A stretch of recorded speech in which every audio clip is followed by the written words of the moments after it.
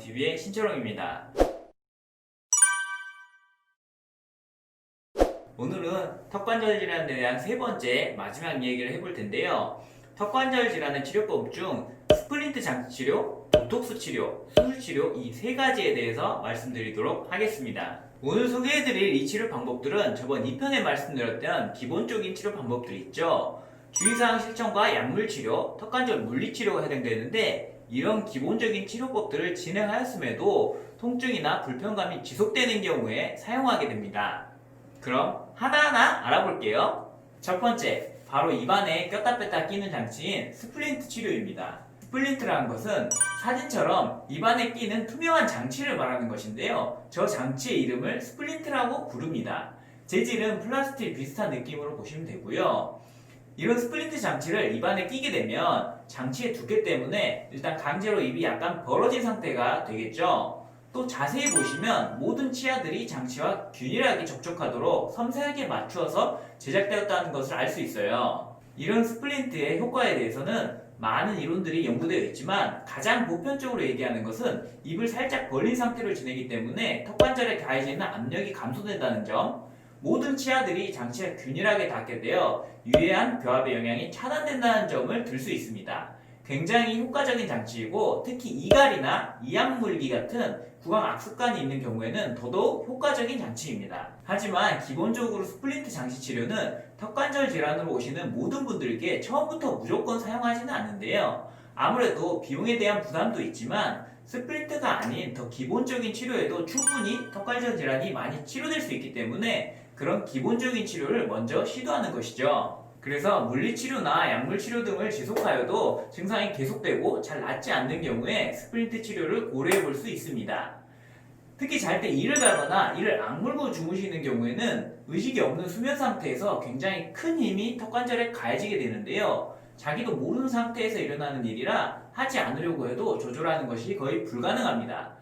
그래서 턱관절 증상이 잘 낫지 않는 경향이 있는데 이런 경우 스플린트 장치를 사용하게 되면 잘 때도 턱관절이 보호가 되니 굉장히 많은 효과를 볼 수 있습니다. 저도 잘 때 이렇게 이를 악무는 습관이 있거든요. 저는 이걸 다 알고 있는데도 고치려고 해봐도 도저히 안 되더라고요. 그래서 저도 스플린트를 하나 만들어서 잘 때 끼고 자고 있습니다. 이게 실제 제가 끼는 장치인데요. 끼는 모습을 한번 보여드릴게요. 생각보다 훨씬 쉽고 간단하게 꼈다 뺐다 할 수 있습니다. 원래는 아침에 일어나면 턱이 항상 뻐근하고 그랬는데 스플린트를 하면 확실히 이런 것들도 없어지고 좋더라고요.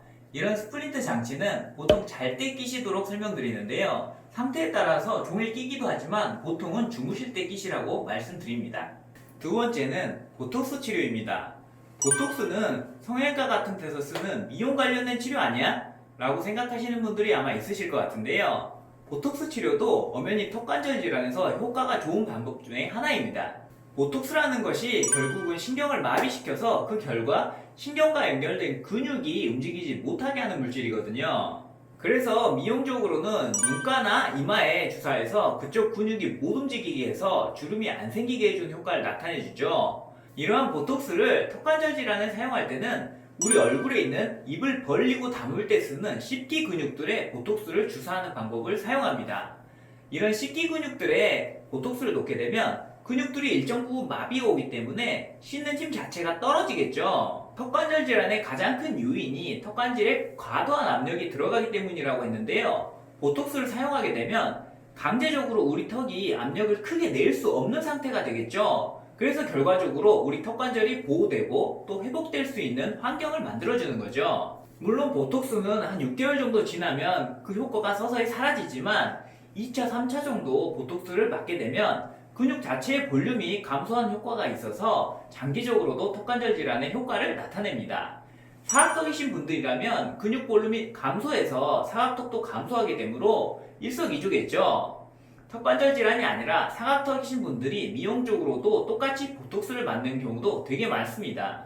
마지막은 수술적인 치료법인데요. 수술적인 치료법은 악관절 세척술이나 악관절 성형술, 악관절 치환술 등 여러가지 방법이 있습니다. 하지만 기본적으로는 스플린트나 보톡스 등의 비수술적인 치료를 먼저 진행해보고 해도 치료가 안 되는 경우에만 제한적으로 이런 수술적인 방법을 고려해 볼 수 있습니다. 그리고 이 경우에는 대학병원급의 의료기관에서 충분히 더 상의해보고 정말 필요한 경우에만 시행하도록 하는 것이 좋습니다. 오늘은 이렇게 턱관절 질환의 부가적인 치료법에 대해서 자세히 알아보았는데요. 치료보다는 예방이 중요하듯이 평소에 턱관절 건강을 위한 주의사항을 지켜주시는 것이 가장 좋습니다. 저는 더 좋은 내용으로 다음 시간에 또 찾아뵙겠습니다. 그럼 안녕!